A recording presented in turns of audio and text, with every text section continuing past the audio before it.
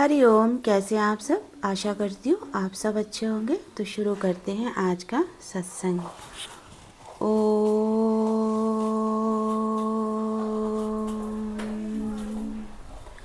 सद्गुरु नमः। ओम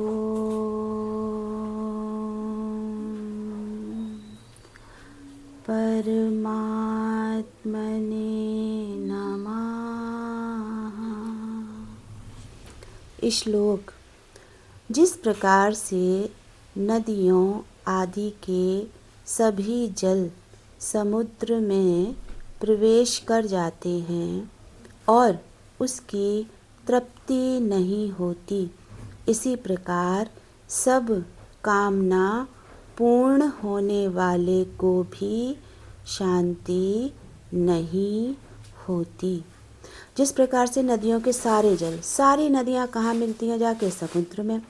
और जितनी नदियाँ समुद्र में मिलती हैं, इतनी नदियाँ अगर और भी हों तो वो भी समुद्र में मिल जाएंगी, पर फिर भी समुद्र भरेगा नहीं, समुद्र रहेगा खाली का खाली। तो समुद्र का उदाहरण दे करके समझाने की कोशिश की है कि योगी इस बात को समझें, भगवान के प्यारे इस बात को समझें कि जिस तरह समुद्र कभी नहीं भरता है, वो खाली ही रहता है, उसी प्रकार इस मनुष्य की कितनी भी कामना पूर्ण हो जाए, पर फिर भी इसको कभी शांति प्राप्त होती ही नहीं है। बच्चा होता है तो बड़ा कब हो जाए, बड़ा कब हो जाए, बड़ा होता है तो स्कूल कब जाएगा, स्कूल जाने लगता है तो पढ़ाई अच्छे से करे, पढ़ाई अच्छे से करता है तो इसके फर्स्ट डिवीज़न आ जाए। फर्स्ट से लेकर के 12th तक हमारे बच्चे की जो है 99% आने चाहिए, 80% आने चाहिए। उसके बाद में फिर चलो बच्चा वो भी ले आया, अब इसकी जो है कहीं अच्छी जगह पर कहीं ग्रेजुएशन करवाते हैं, फिर इसकी कहीं बढ़िया नौकरी लग जाए, फिर इसकी शादी हो जाए, फिर उसके बच्चे हो जाएं, फिर उसके बच्चों के साथ यही धंधा शुरू। एक व्यक्ति ऐसे संसार में धन कमा लिया, सब कमा लिया और भरपूर कमा लिया, अपने भर को भी हो गया, चलो अपने बाल बच्चों के लिए भी कर दिया, फिर भी इस मनुष्य को कभी भी शांति मिलती ही नहीं है। ये सब कुछ होते हुए भी हमेशा अशांति को प्राप्त रहता है और तब कहीं जा कर के सोचता है कि अब कोई दर ऐसा मिले जहाँ पर मुझे शांति प्राप्त हो, कहीं कोई जगह ऐसी मिले जहाँ पे मुझे शांति से मैं बैठ कर के मनन करूँ, चिंतन करूँ। माया भाती भी नहीं है, माया में जी भी उबता है और माया के बिना रह भी नहीं सकता है, रह भी नहीं सकता है। मनुष्य की सबसे बड़ी कमजोरी यही है कि अति माया से वो परेशान भी रहता है और जब माया नहीं होती है तो उस माया के बिना वो रह भी नहीं पाता है। उसको चाहिए माया रहने के लिए, घर चाहिए, बाहर चाहिए, घर वाले चाहिए, सारे रिश्ते नाते हैं उनको भी सब चाहिए उसको।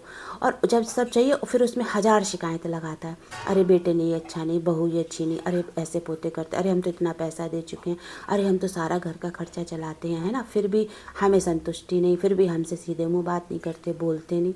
इतना धन मकान फैक्ट्रियाँ बना दी, महल बना दिए, माड़ियाँ बना दी, सब बना दिए, अब हमने सब बना के दे दिया, उसकी मेंटेनेंस नहीं करते हैं, बताओ हम क्या करें, हमने सब करके दे दिया।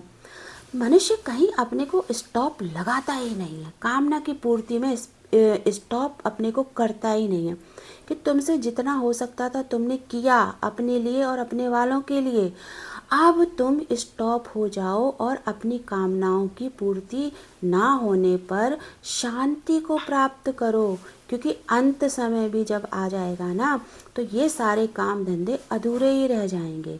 आज अगर घर की मेंटेनेंस नहीं करवा रहे हैं बच्चे, अगर अंतिम श्वास निकल गई तो तभी भी तो मेंटेनेंस नहीं हुई तुम्हारी, क्या करोगे? फिर कहोगे कि मुझे भगवान 1 साल और सांस दे दे, मुझे 10 दिन की और सांस दे दे, क्या वापस मांग पाओगे सांसें? नहीं ना। तो इसीलिए कभी भी कामना की पूर्ति नहीं होती और हर मनुष्य अशांति को प्राप्त है। इसीलिए गुरु हमें रोज समझाते हैं कि शांति को प्राप्त करो, तुम शांति को प्राप्त करो, क्योंकि ये कामना, ये इच्छा, ये वासना, ये ऐसी चीज़ें हैं ना कि इन्हें आप चाहे जितना मर्जी भोग लो, इनसे कभी भी आदमी तृप्त नहीं होता है, अतृप्ति बनी ही रहती है। खाना हम रोज़ खा रहे हैं, बचपन से जब से इस धरा पर हमने जन्म लिया, माँ के गर्भ से निकले हैं, तब से हम खाना खा रहे हैं और अंत समय में भी हमारे मुंह में 2 गंगा जल की बूंदें डाली जाएंगी। डाली जाएंगी ना। तो समझने वाली बात है कि संसार था, है और हमेशा रहेगा। आप थे, हैं और आगे भी हमेशा रहेंगे। अगर इसी जन्म में पुरुषार्थ करके अपने को मुक्त नहीं किया तो आप आने वाले जन्म में फिर तैयार रहेंगे। तो ये कामनाएं कभी पूरी नहीं होती हैं। एक बार जब महाभारत का युद्ध हो रहा था तो धृतराष्ट्र ने संजय से पूछा कि संजय, तुम्हें तो बड़ी दिव्य दृष्टि मिली हुई है, तुमने पूरे महाभारत का हाल मुझे यहाँ महल में बैठे बैठे सुनाया, एक एक तुमने घटना का वर्णन किया। तुम अगर इतना देख सकते हो तो तुम ये भी देख सकते हो कि अगर मेरे 100 पुत्र मारे गए तो मेरा ऐसा कौन सा कर्म का फल था जो मेरे 100 के 100 पुत्र मारे गए। तब संजय ने धृतराष्ट्र के 100 जन्म पीछे देखा। तब देखा कि धृतराष्ट्र जो हैं वो किसी राज्य के बड़े सुंदर से राजकुमार हैं। बहुत ही सुंदर, बहुत ही सुदृढ़, बहुत ही मतलब देखते ही मोहित हो जाओ, इतने सुंदर वो। और युवावस्था 20 साल के। एक पेड़ पर बहुत सारे कबूतर बैठे हुए थे। युवावस्था में मन मचल जाता है। पता नहीं क्या सूझा धृतराष्ट्र को और उन्होंने उस पेड़ के नीचे आग लगा दी। आग लगा दी तो जितने कबूतर उड़ पाए उतने तो उड़ गए और जो नहीं उड़ पाए वो उसी आग में जल के मर गए। किसी के पंख जल गए, किसी का पूरा कबूतर ही जल के भस्म हो गया। तो 100 कबूतर जल के भस्म हो गए। अब उस 100 जन्म पहले का जो कर्म जो उसने किया था धृतराष्ट्र ने, 100 जन्म के बाद उसका फल मिला और उसके 100 के 100 पुत्र महाभारत के युद्ध में मारे गए, एक भी नहीं बचा। तो धृतराष्ट्र ने संजय से पूछा कि ये बताओ संजय, अगर मैंने 100 साल पहले ऐसा कर्म किया था तो मुझे अगले ही जन्म में सजा मिल जाती, मुझे 2-3 जन्म बाद ही सजा मिल जाती। इतना लंबा टाइम कि 100 जन्म के बाद मुझे उस कर्म का फल मिला।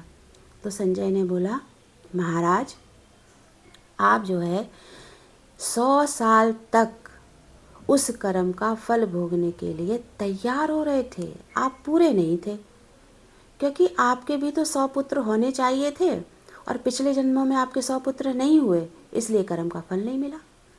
तो एक मनुष्य ऐसे ही इच्छा पूर्ति नहीं होती है, कामना पूर्ति नहीं होती है ना, वासना की पूर्ति नहीं होती है। क्या होता है, अगर वो अपने को बिल्कुल एंड नहीं करता है गुरु के ज्ञान से, समझ नहीं लेता है इस बात को, तो वो जितनी जितनी इच्छाएं छोड़ता जाता है इस जन्म में, उतनी उतनी इच्छा उसकी आगे के जन्मों में कर्मानुसार उसके सामने आती हैं। अब अगर उसने यहाँ इच्छा छोड़ दी, धन माया, चलो महल उसने बनाया, हम कहते चलो कोठी बनाई, अपने बच्चे की भी कोठी बना दी। अब वो ये इच्छा छोड़ के चला गया कि हाय राम, अब मेरे महल की देखभाल कौन करेगा, और मैं तो इस कोठी में अकेला रहता हूँ और मेरे बच्चे तुम्हारे थे, मेरे बाद इस कोठी का क्या होगा। अब वो ये सोच के चला गया। अब अगला जन्म लेगा तो उसको 2-2 कोठियाँ ऐसे मिलेंगी, और क्या पता वो ऐसा पैदा हो कि उसको बैठे ही बैठे सब देखने को मिले, वो ना चल पाए, ना फिर पाए, ना घूम पाए, कुछ नहीं कर पाए। अब वो मन मार मार के रहेगा, मैं चल पाता तो अपनी कोठी में जाता, मैं चल पाता तो अपनी छत पे चला जाता, मैं चल पाता तो अपनी सारी कोठी का मज़ा लेता, मैं चल पाता तो अपनी कोठी के गार्डन का आनंद लेता, मैं चल पाता तो अपनी दूसरी कोठी में जा पाता, और उसके नाम होंगी दोनों कोठियाँ, उसके प्रारब्ध में होंगी दोनों कोठियाँ, तो वो दोनों कोठियाँ मिलेंगी। पर इस जन्म में वो यही सोच के परेशान हो रहा है कि मेंटेनेंस नहीं हो पा रही, कोई नहीं देख पा रहा। फिर अगला जन्म मिलेगा, अब तू ही नहीं देख पाएगा, अब तू खुद मेंटेन नहीं कर पाएगा। अभी तो दूसरों के लिए सुर होता है ना कि मेरा बेटा नहीं मेंटेन कर पा रहा है, मैंने सब बना के दे दिया, फिर तू खुद रोएगा कि अब मैं कुछ नहीं कर पा रहा, ना अपना और ना अपने बालों का। तो इसलिए जो है हमारे पास, जैसा है हमारे पास, उसमें अपनी इच्छाओं की पूर्ति कर लें। आपके पास दाल रोटी है तो आप दाल रोटी खा करके उसमें 36 पकवानों का, 52 पकवानों का मज़ा लेकर के अपनी बुद्धि को, अपने मन को बता के शांत कर दो। आपके पास 1 कमरे का मकान है, आपके पास 2 कमरे का मकान है, आप उसको राजमहल से कम मत समझो। आपके पैर दौड़ के जा रहे हैं या आपके पैर धीरे धीरे कदम चल रहे हैं। आप अपनी किचन में जाने में चाहें फटाफट फटाफट से जाके बनाओ और चाहें उठ उठ के बार बार सोच सोच के जा कर के आपको 2 रोटी बनानी पड़े, दाल बनानी पड़े, सब्जी बनानी पड़े, उसमें आप अपने को तृप्त समझो। शरीर में कष्ट आ रहे हैं तो भी तृप्ति लाओ कि भगवान जो तुमने दिया, जैसा दिया, मैं इन सारे कामों में खुश हूँ। इतना खुश हूँ कि मुझसे खुश और मुझसे ज़्यादा सुखी, मुझसे ज़्यादा शांति को प्राप्त इस संसार का कोई मनुष्य नहीं है। जब आप अपने तन में, जब आप अपने मन में जब ऐसा धीरज धारण करोगे, और झूठ झूठ नहीं कि हमने उन परिस्थितियों को सामान्य बनाने के लिए, या मेरा मन बड़ा पीड़ित हो रहा है ये सब सोच करके, तो मैंने अपने मन को मरहम लगाने के लिए ये बातें सुना दी। नहीं, मरहम नहीं लगाना है मन को, पक्का पक्का सुनाना है, पक्का पक्का अनुभव करना है, पक्का पक्का गुरु का वचन दृढ़ दृढ़ होकर के इस वचन को मानना है कि जो है, जैसी हालत है मेरे मन की, मेरे तन की, मेरे धन की, और भगवान, मैं इस संसार में भी मेरी जो हालत है, चाहे वो मेरे अपने वाले हों, चाहे वो मेरे आध्यात्म वाले हों, मैं इतना तृप्त हूँ, इतना शांति को प्राप्त हूँ कि अब मुझे इतनी सी भी कोई चाहना नहीं है किसी भी प्रकार की।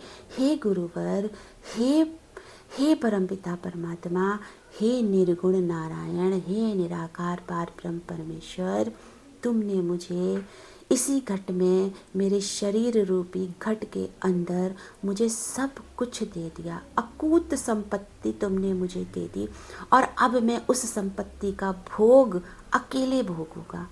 कौन सी संपत्ति? शांति की संपत्ति, अथाह शांति की संपत्ति, आनंद की संपत्ति, परमानंद की संपत्ति।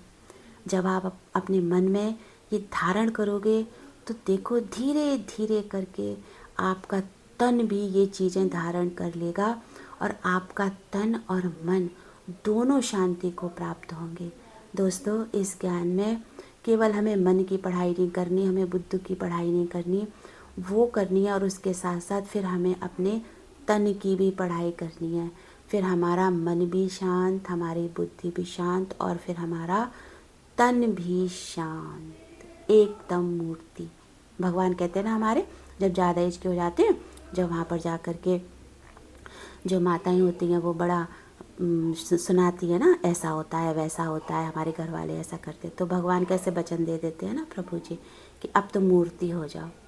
तो वो मूर्ति नहीं, वो तो आप मूर्ति बन कर के मूर्ति बन जाओगे तो कुछ भला नहीं होने वाला। आप बोलती हुई मूर्ति बनो, आप मुस्कुराती हुई मूर्ति बनो, आप खिलाती हुई मूर्ति बनो, आप शांति को प्राप्त हुई मूर्ति बनो। कोई आपको देखे और बोले वाह, इसको देख करके तो बहुत अच्छा लगता है, और कोई बोले ना बोले, वो भी हमको नहीं इच्छा रखनी है। हम स्वयं अपने आप को देख करके खुश हों कि वाह, क्या थी मैं पहले, मेरी जिंदगी में क्या था, तेरी कृपा से पहले, तेरी कृपा से पहले, मैं बुझा हुआ दिया था, तेरी कृपा से पहले, तेरी कृपा से पहले। तो ऐसे ही अपने अंदर का दीपक हमें बुझा हुआ दिखा, फिर हमें वो जला हुआ भी दिखना चाहिए। फिर ऐसा जला हुआ दिखना चाहिए कि लाख आंधी आए, लाख तूफान आए, लाख इस संसार की प्रलय क्यों ना हो जाए, पर मेरा वो दीपक जला है और सदा सदा के लिए जलता रहेगा। कौन सा दीपक?